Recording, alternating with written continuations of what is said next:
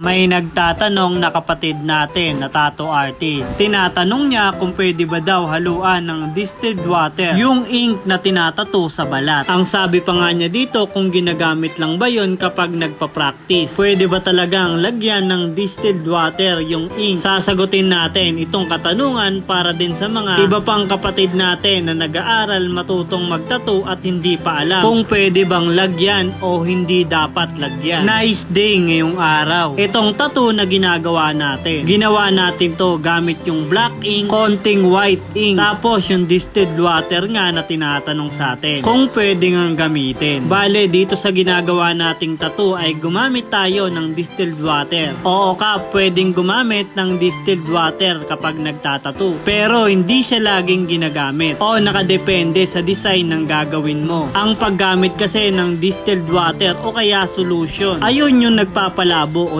nagpapalabnaw ng ink. Pag ginamit mo yung ink na malabnaw, sigurado kong malabo yung mangyayari sa tattoo. Kaya gumagamit ng distilled water para yon sa mga part na malalabo o kaya kapag gagawa ka ng shadow. Kaya naman hindi pwedeng gamitin yung distilled water sa lahat ng ink o kaya kapag nagtatattoo dahil nga sa lumalabo yung ink. Pwede mo nga lang gamitin sa mga portrait na kailangan palabuin, yung ibang part, tapos Polynesian na pwedeng lagyan ng shadow o mga design na kailangan ng reflection at marami pang iba. Pwede mo talagang gamitin yan kapag magpapalabo ka ng design. Pero ito yung wag na wag mong gagamitan ng distilled water. Yung mga ink na colored, pwede mo naman siyang gamitan siguro kung gusto mo talagang palabuin. Pero mas okay na gumamit na lang ng dark na ink para hindi mapusyaw yung kulay ng ink na gagamitin mo na colored. Dahil yung colored na ink mas mainam na gamitan ng white ink kapag papalinawin mo o kaya kapag gusto mo ng medyo dark, lagyan mo na lang ng black ink. Basta ink pa rin yung gagamitin mo na pangpalinaw o kaya pampalabo. Hindi kasi ganun kalinaw yung mangyayari sa tattoo kapag distilled water yung ginamit mo. May iilan-ilan na pwede mong gamitan ng distilled water o kaya solution kapag gusto mo lang talagang palabuin o kung ayaw mo ng matingkad na kulay. At yung isa na wag mong gagamitan ng distilled water o kaya solution kapag magko-cover up ka. Siguro pwede ka naman gumamit ng distilled water basta yung design ay matatakpan na ng kulay black o dark na ink, dahil kapag ginamitan mo ng ink na may distilled water, ang mangyayari dun sa gusto mong i-cover up ay lalabas pa din, dahil nga yung distilled water nga ay nakakapusyaw ng ink o lalabnaw o lalabo na yung ink mo, kaya hindi mo mako-cover up ng maayos yung gusto mong i-cover up. Ang mainam doon kapag black yung ginagamit mo na ink, mas mainam na maglagay ka na lang ng white ink para maging black and gray na lang talaga yung pang cover up mo. Bali, pwede talagang maglagay ng distilled water sa ink, pero nakadepende pa rin yun sa design na gagawin mo.